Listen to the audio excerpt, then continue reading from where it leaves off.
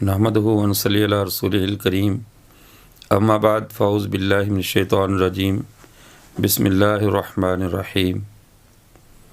معزز سامعین، ہمارے اس عقائد کے اسباق کے حوالے سے آج 2 رمضان المبارک ہے، اور دوسرا عقیدہ رسالت و نبوت، اس کے حوالے سے آج آپ حضرات کی خدمت میں کچھ معروضات پیش کی جائیں گی۔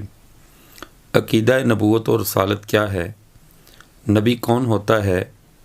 نبی کی آئینی اور قانونی حیثیت کیا ہے؟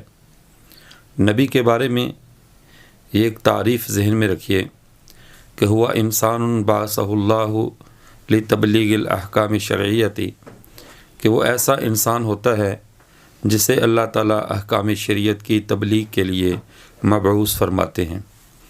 نبی نسل انسانی ہی کا فرد ہوتا ہے جسے انسانوں کی طرف بھیجا جاتا ہے۔ اس کے ساتھ یہ چیز بھی واضح رہے کہ نبوت کوئی کسبی چیز اور لوگوں کی اپنی محنت سے حاصل ہونے والا منصب نہیں ہے۔ کوئی انسان اپنی 1000 درجے کی اعلیٰ ترین قابلیت کے باوجود تقویٰ للہیت اور اخلاص کے ہوتے ہوئے بھی نبی نہیں بن سکتا، کیونکہ یہ خالص اللہ کی طرف سے عطائی منصب ہے۔ اللہ تعالیٰ جسے چاہتے ہیں اسے نبی بنا دیتے ہیں۔ یہ خالص اللہ تعالیٰ کا انتخاب ہے، اللہ جس کو بھی اس مبارک منصب کے لیے چن لے۔ اللہ تعالیٰ نے کم و بیش 1,24,000 انبیاء کرام علیہم السلام کو مبعوث کیا، اور 315 یا 313 کے قریب رسولوں کو مبعوث کیا۔ مسند احمد بن حنبل میں نبی کریم صلی اللہ علیہ وسلم نے یہ مذکورہ تعداد خود ارشاد فرمائی کہ کم و بیش اللہ تعالیٰ نے اتنے انبیاء کو مبعوث کیا ہے۔ نسل انسانی کا یہ قافلہ جس طرح اللہ تعالیٰ نے انسان کو زمین پر بھیجا، اس کی رشد و ہدایت کے لیے جو سلسلہ شروع کیا، اس سلسلے کو سلسلہ نبوت کہا جاتا ہے، اور یہ سلسلہ حضرت آدم علیہ السلام سے جاری ہوا اور جناب رسول کریم حضرت محمد مصطفیٰ صلی اللہ علیہ وسلم پہ ختم ہو گیا۔ پہلے نبی حضرت آدم ہیں، اور پہلے رسول حضرت نوح علیہ السلام ہیں، اور تمام انبیاء میں افضل رسول ہوتے ہیں۔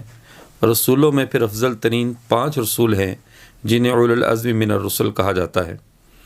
ان میں حضرت نوح علیہ السلام، حضرت سیدنا ابراہیم علیہ السلام، حضرت موسیٰ علیہ السلام، حضرت عیسیٰ علیہ السلام، اور ہمارے پیارے پیغمبر حضرت محمد مصطفیٰ صلی اللہ علیہ وسلم، یہ اولو العزم من الرسل، یہ 5 اولو العزم رسول ہیں۔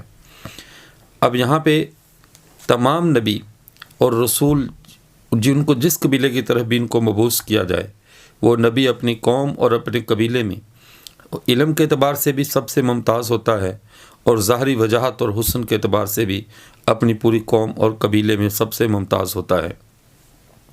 اور ساتھ یہ عقیدہ بھی نبیوں کے بارے میں یاد رکھیے کہ کوئی نبی بھی دنیا سے ناکام نہیں گیا، اس لیے کہ نبیوں کو اگر کوئی نبی ناکام ہوتا ہے تو یہ خدا کے انتخاب کی ناکامی ہے، اور اللہ کا انتخاب کبھی ناکام نہیں ہوتا، لیکن اس پر، اس کی دعوت پر کیا نتائج مرتب ہونے ہیں، یہ فیصلہ اللہ کا ہے۔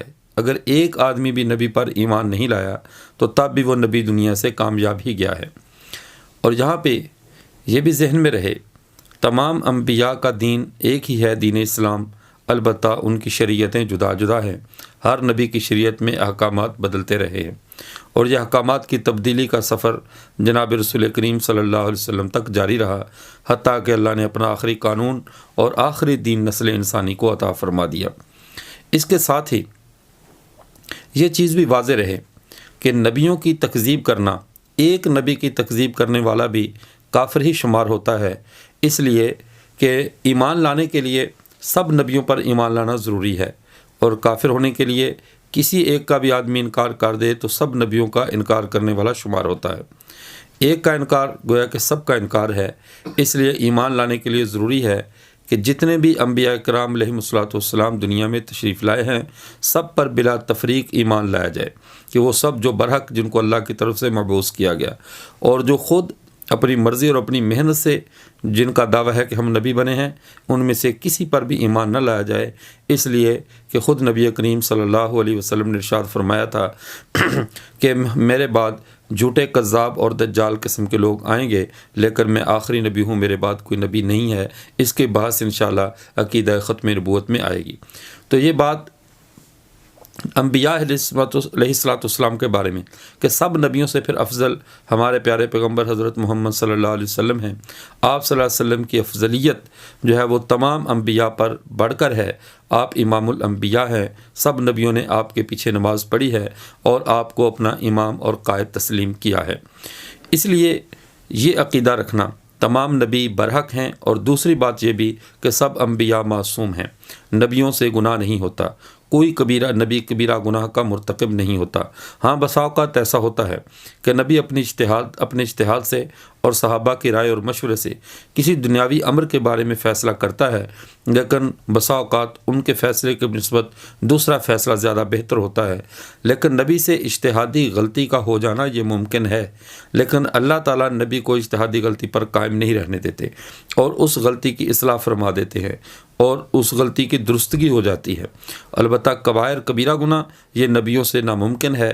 نبیوں کی ذات کو اللہ نے گناہوں سے معصوم پیدا کیا ہے، نبی کبھی بھی کوئی گناہ نہیں کرتا۔ تو یہ عقائد انبیاء کے بارے میں ہیں کہ سارے نبی برحق ہیں، سب پر ایمان لانا ہے۔ پہلے نبی حضرت آدم ہیں، آخری نبی حضرت محمد مصطفیٰ صلی اللہ علیہ وسلم ہیں، اور سارے نبی گناہوں سے معصوم ہیں۔